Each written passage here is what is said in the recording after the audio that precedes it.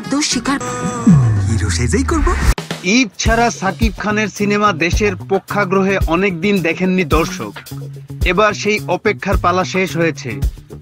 উৎসব ছাড়া রূপালী পর্দায় ফিরেছেন ঢালিউডের এই মেগা স্টার। অনেক আলোচনা সমালোচনা পেরিয়ে আজ মুক্তি পাচ্ছে সিনেমা দরদ। আমার ভালোবাসার মুখে হাসি ফুটাইব। অনন্য মামুন পরিচালিত ও সাকিব খান অভিনীত সিনেমাটি আজ 15 নভেম্বর বাংলাদেশ, ভারত সহ 22টি দেশে মুক্তি দেয়া হয়েছে।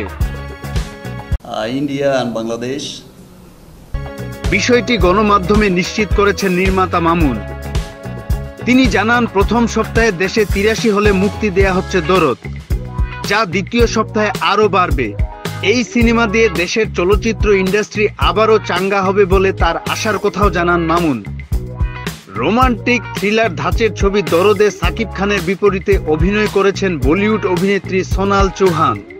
এদিকে দরদ মুক্তি উপলক্ষে একটি ভিডিও বার্তা দিয়েছেন এই অভিনেত্রী। ছবিটি দেখার আহ্বান জানিয়ে তিনি বলেন, that is releasing tomorrow world wide. এটা মিস করবেন না, দ্রুত টিকিট বুক করুন এবং সাক্ষী হন দুলু মিয়া ও ফাতেমার সুন্দর একটি লাভ স্টোরি। আর হ্যাঁ, বাংলাদেশ আমি তোমাদের ভালোবাসি। Dulu Mia and Fatima's beautiful love story, and yes, আমি তোমাদের ভালোবাসি। বাংলাদেশ ভারত যৌথ প্রযোজনা দরদের হিন্দি নাম দাদ। সাকিব, সোনাল ছাড়াও অন্যান্য চরিত্রে অভিনয় করেছেন পায়েল সরকার, রাহুল দেব, অলোক জৈন, রাজেশ শর্মা, সাফা মারুয়া, ইমতু রাতিশ প্রমুখ। বাংলাদেশের অ্যাকশন কাট এন্টারটেইনমেন্ট ও কিবরিয়া ফিল্মসের সঙ্গে এটি প্রযোজনা করেছেন ভারতের এসকে মুভিজ।